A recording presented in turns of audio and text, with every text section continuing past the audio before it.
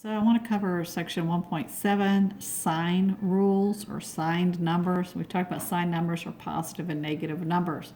But what happens to them when you either multiply, divide them, add them, or subtract them?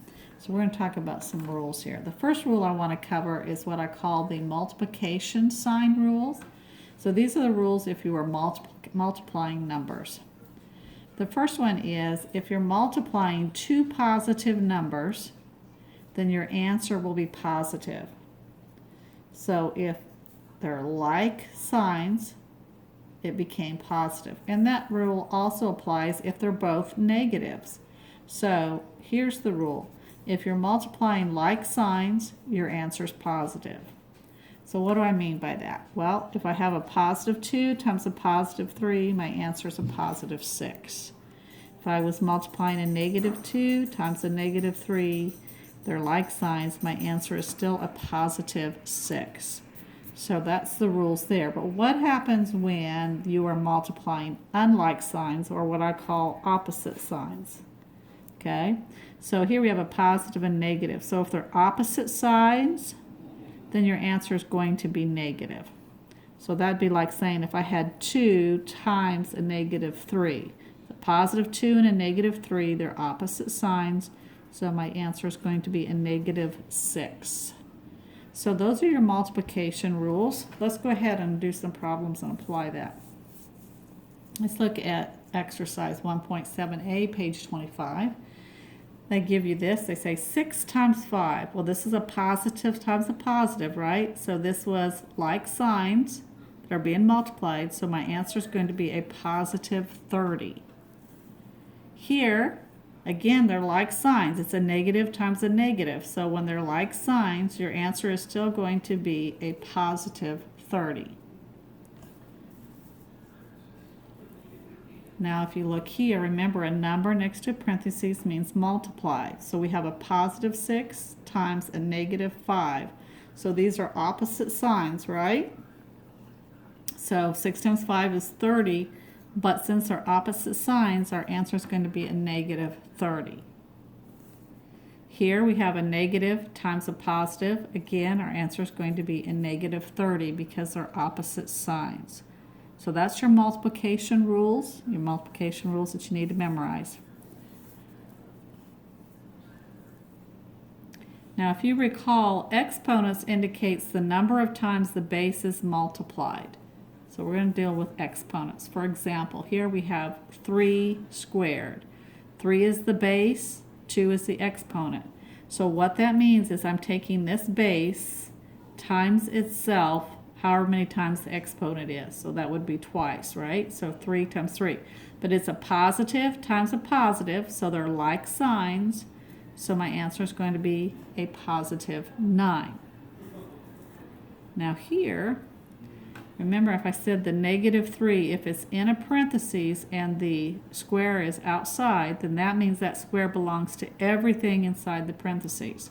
So this is like saying a negative 3 times a negative 3. Well, I'm multiplying like signs, so my answer is still going to be positive.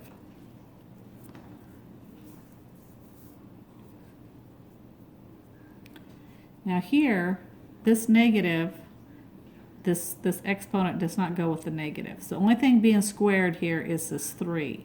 So this is like saying, I'm going to bring this negative out. This is like saying 3 times 3. But what is 3 times 3? 9, right? 3 times 3 is 9. You still have that negative. So it would be a negative 9.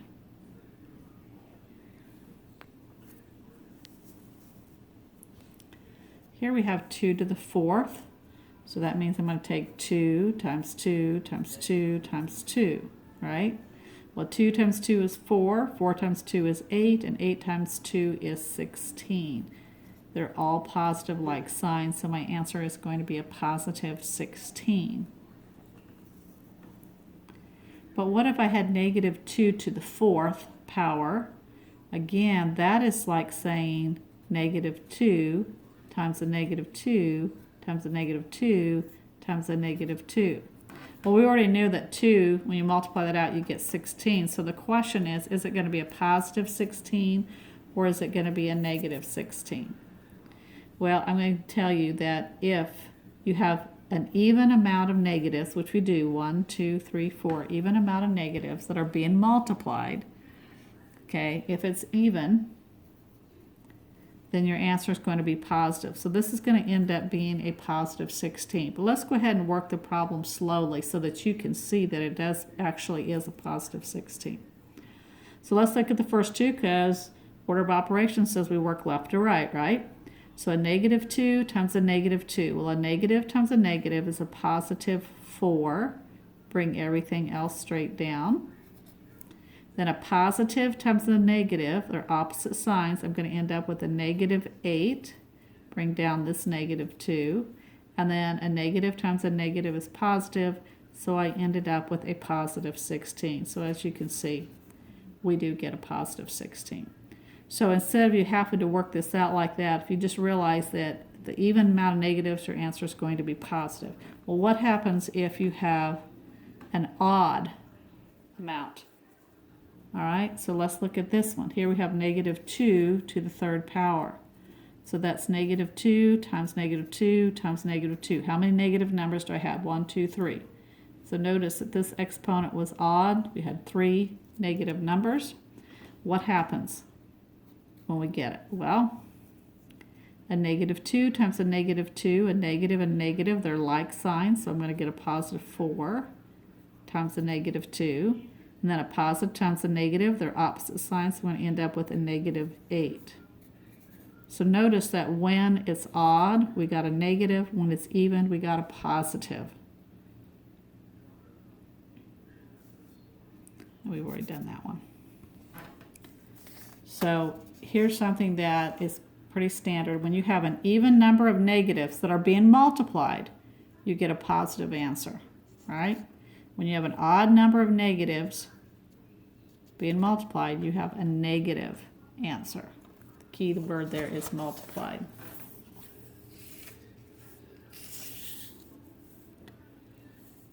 So let's look now at example 1.7b on page 26.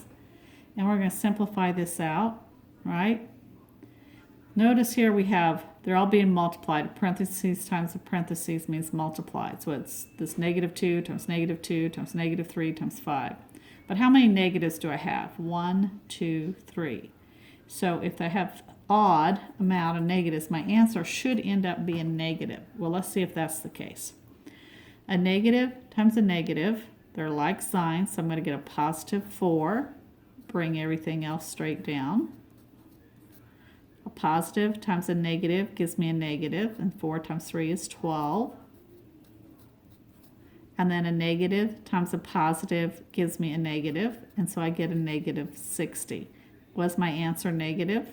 Yes, my answer is negative. So this is your answer, negative 60, when you go ahead and simplify it out. Let's look at this particular example. Here we're taking 3 times a negative 2 times a negative 4 times 6 times now negative 2 squared. Now remember, you have to do your order of operations. Your order of operations, so you must take care of exponents first before you can multiply. So I need to know that this is a negative 2 times a negative 2. Well, a negative 2 times a negative 2 is a positive 4. So this becomes 4. I'm going to bring everything else straight down. And then I'm going to work from left to right. 3 times a negative, positive times a negative is negative, so that's going to be negative 6. Bring everything else straight down. A negative times a negative, they're like signs, so my answer is going to be a positive 24. And this positive 6 times 4 is also a positive 24. So I end up with 24 times 24, which I believe is, you multiply that out, it is 576. So this equals 576. But notice we had 1, 2, and then there's 2 of these. So 1, 2, 3, 4. So we actually had an even amount. We ended up with a positive answer. Okay. Now let's talk about our division rules. What are the division sign rules? Well, they're actually the same as the multiplication. If you are dividing two positive numbers and they're like signs, then your answer is going to be positive. Again, if you're dividing two negative numbers, two like signs, then your answer is going to be positive. And remember, it can be written this way: a positive number divided by a positive number, they're like signs, so my answer is positive. A negative number divided by a negative number, they're like signs, so my answer is positive. So actually the division sign rules is very similar to the multiplication rules. So maybe you can help me out with this one then. What if they are unlike signs? What if they are opposite signs? Okay, or what I call unlike signs. Okay, they're not the same.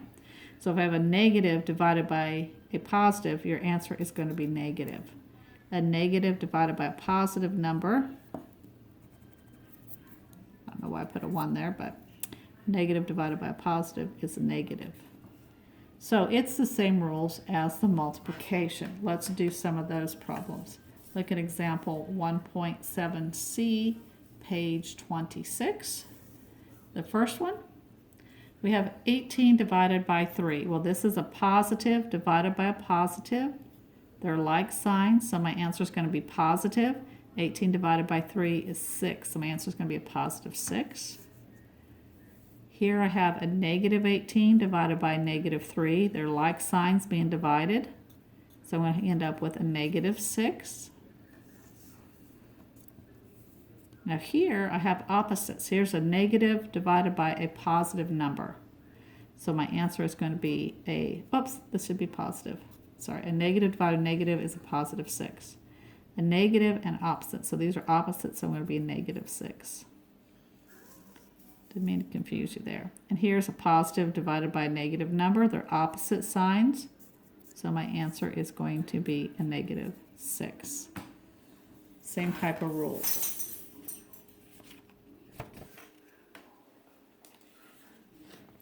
All right, so I am going to stop this particular lesson, and this is going to be part 1 of the section 1.7, and then I'm going to do part 2 of section 1.7. I'm going to cover the addition and subtraction sign rules, but I'm going to make this a 2-part video, so make sure you watch both parts.